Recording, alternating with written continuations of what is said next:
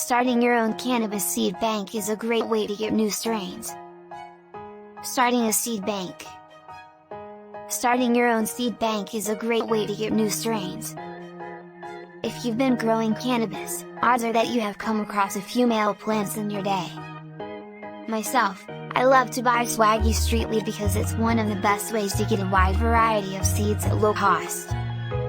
In most cases, growers get rid of male plants because they have crazy cross-pollinating abilities. That's because cannabis pollen can travel more than 10 miles. So if you have some gnarly cannabis growing, you won't want to have a male anywhere near it, because the moment that the male plant begins to pollinate a female plant, the production of THC stops. This is why cannabis growers prefer to have an all-female cast when growing, because you can maximize THC production and make more potent weed. However, after a few crop cycles, you'll probably want to do something more with your cannabis growing. In these cases, let me show you how you can start your own seed bank by crossbreeding weed. One of the major issues with breeding cannabis is cross-pollination, especially if you have multiple males from different plants. The only way to ensure that there is no cross-pollination is to create a separate space for the males. Fortunately, you won't need a monster area to do this, or even expensive lights. All you really need is enough lumens to be able to induce a flowering cycle, 6,000 lumens at least. You can pull this off with something as simple as 2 big CFL lights. Next, you'd want to ensure that there is no leakage or space for the pollen to escape from. Additionally, if you do have the space, I'd recommend making the grow box or area in an entirely separate place. This way you minimize the chances of a pollen spill. Once you have the space, you can take all of your male plants, the ones from good genetics, and move it into this spot. Then, simply let them go through the flowering cycle. You'll notice that the male plant starts producing pollen from very young.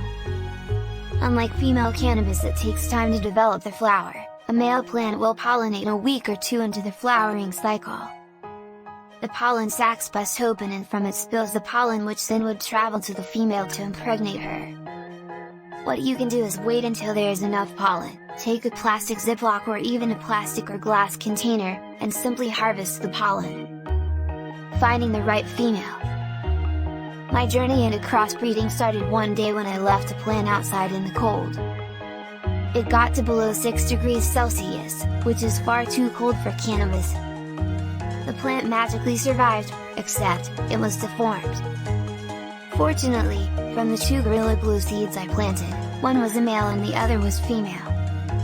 Considering that I only have about 6 more Gorilla Glue seeds, I decided to crossbreed the 2 and multiply my seed stash.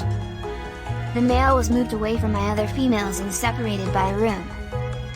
I then allowed the male to continue to grow, but with less light as to control the pollen production. When I tapped the plant once, I noticed a bunch of pollen fall from its sacs, and that's when I decided to sex the 2 plants. Sexing your cannabis plants. Now that both the male and female were producing flower, I took the female and brought her to the male. I picked up the male and simply tapped it as I held it over the female. Now, it's a waiting game, and in all likeliness, I'll follow the sexing protocol one more time. I want to get as many seeds from this one plant as possible, that way I can have a major stash of Gorilla Glue, and with the pollen on hand, I can now begin to crossbreed with other plants I find. For example, if I find a plant that produces more bud than the Gorilla Glue, I'd crossbreed it with the Gorilla Glue, and as a result, would birth a new strain.